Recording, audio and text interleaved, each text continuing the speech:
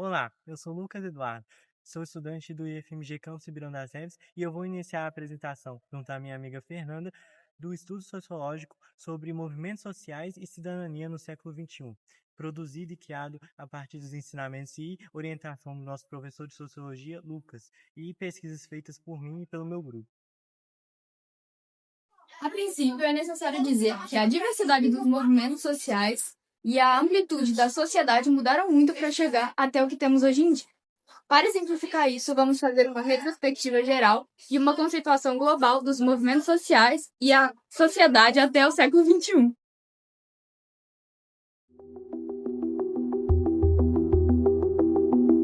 Nos primórdios da Roma Antiga, a cidadania era restrita, com apenas os nobres, conhecidos como patrícios, acumulando os direitos como o da propriedade à terra e a presença política.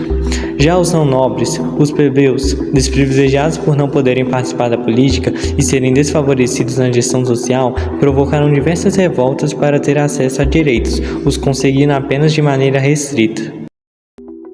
Assim, antes da cidadania moderna, o conceito de cidadão era fortemente atrelado com a participação da pessoa na cidade-estado, porém com exclusão de boa parte da população, já que os direitos e poderes eram concentrados na mão de grupos específicos.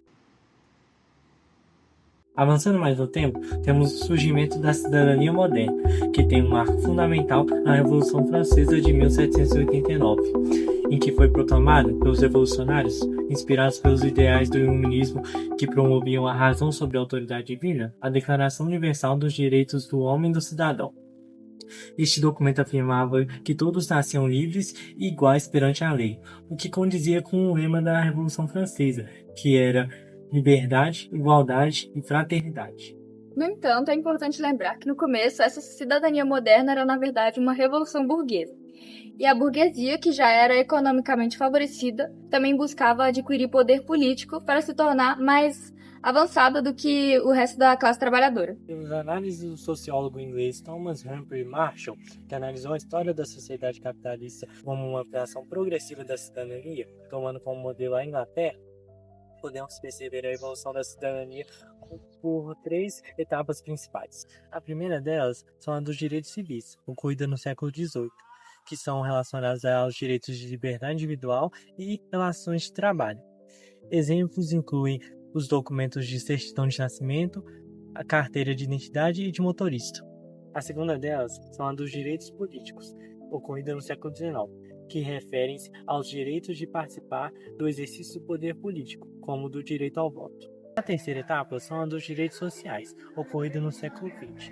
Esses direitos foram conquistados no contexto do estado de bem-estar social e significaram o acesso universal à distribuição da riqueza produzida por meio de políticas sociais. O objetivo era garantir pleno emprego, salários dignos, educação e saúde públicas, saneamento, transporte e energia elétrica para todos os cidadãos.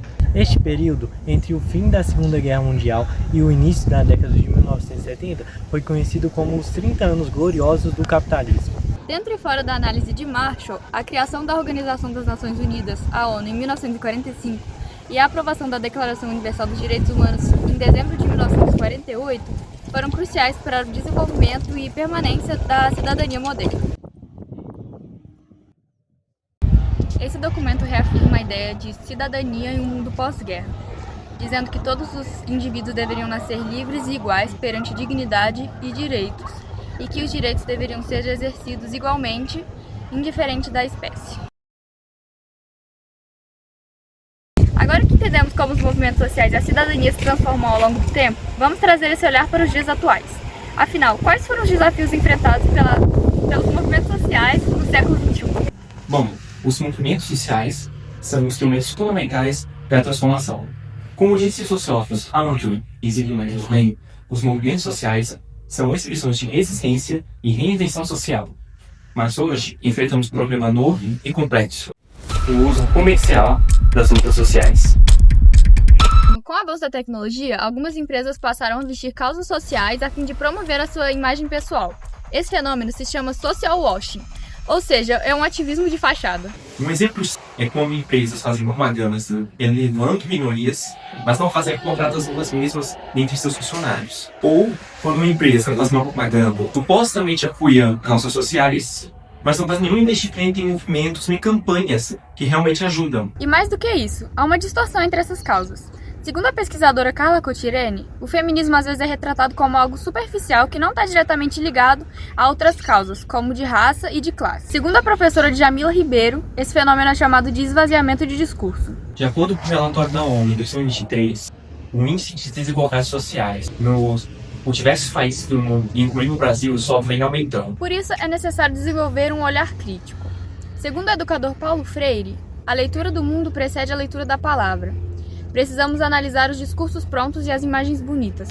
Existe uma prática coerente ou é só aparência? Afinal, como vimos anteriormente, a cidadania nunca foi algo dado, mas conquistado. Se o sociólogo Thomas Humphrey Marshall, a cidadania só acontece quando há participação ativa da sociedade. Se os movimentos sociais forem deslegitimados, a cidadania também enfraquece. Diante de tudo isso, percebe-se como vivemos em um mundo cheio de contradições. Nunca se falou tanto sobre inclusão, diversidade e justiça social, e nunca se lucrou tanto com isso também. Como disse a filósofa Marilena Chauí, a cidadania não é um privilégio concedido, é uma prática ativa de direitos. E isso só acontece quando movimentos sociais são levados a sério e não tratados como moda ou produto. Explorar uma causa sem ter compromisso com ela é um retrocesso. Significa ignorar as vozes que lutam todos os dias por mudanças em nossa sociedade. E como vimos, essas lutas são históricas, construídas com muito esforço e resistência. Então, mais do que refletir, isso é um convite para agir. Nós, como cidadãos conscientes, precisamos apoiar as causas com responsabilidade. Isso significa estudar, cobrar a coerência de empresas e do governo, denunciar injustiças e, principalmente, não deixar que as lutas acabem.